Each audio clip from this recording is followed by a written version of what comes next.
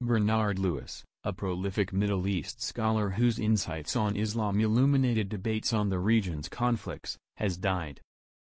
He was 101. Professor Lewis died on Saturday at an assisted living facility in Voorhees Township. Israeli Prime Minister Benjamin Netanyahu called him one of the great scholars of Islam and the Middle East in our time. I will always feel privileged to have witnessed firsthand his extraordinary erudition, and I gleaned invaluable insights from our many meetings over the years, Mr. Netanyahu said in a statement on Monday. Professor Lewis's wisdom will continue to guide us for years to come. In hundreds of articles and more than 30 books, Professor Lewis established himself as one of the world's foremost experts on Islam, bringing a dose of antiquity to discussions of jihad, the Israeli-Palestinian conflict and the nuclear threat of Iran, and expanding consciousness of the historical roots of those problems. He was among the leading proponents of the idea of a clash of civilizations between Christianity and Islam as a major source of post-Cold War conflict. Professor Lewis argued the roots of the battle lay in the similarities at the core of the two faiths, distinguishing them from other major religions.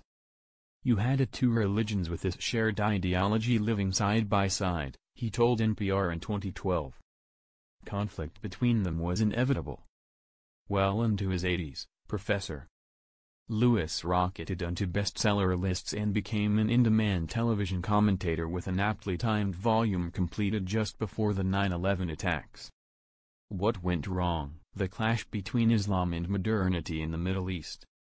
Former Vice President Dick Cheney said of Professor Lewis in 2006.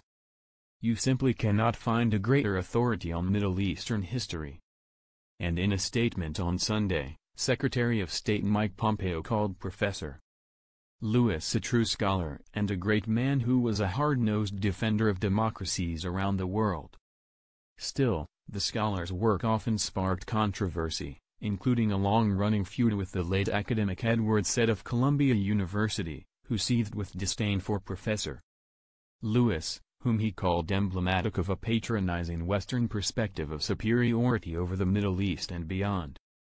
Decades of discord between Professor Lewis and Professor Said bubbled into an epically highbrow throwdown in the New York Review of Books in 1982, with the Palestinian-American Professor Said citing his nemesis as having an extraordinary capacity for getting everything wrong and accusing him of suppressing or distorting the truth. Professor Lewis, born in Britain in the midst of the First World War, responded calling Professor Said's comments as an unsavory mixture of sneer and smear, bluster and innuendo, and guilt by association. Professor Lewis drew controversy, too, in his rejection of labeling the Armenian Holocaust a genocide. A stand that led to objections over him being awarded the National Humanities Medal by then-President George W. Bush. His association with Mr. Bush and Mr. Cheney led some to label him the intellectual father of the 2003 U.S.-led invasion of Iraq. Professor Lewis rejected that view as nonsense and claimed he opposed the war, although he authored a 2002 article headlined "Time for Toppling" in the Wall Street Journal that argued, a regime change may well be dangerous, but sometimes the dangers of inaction are greater than those of action.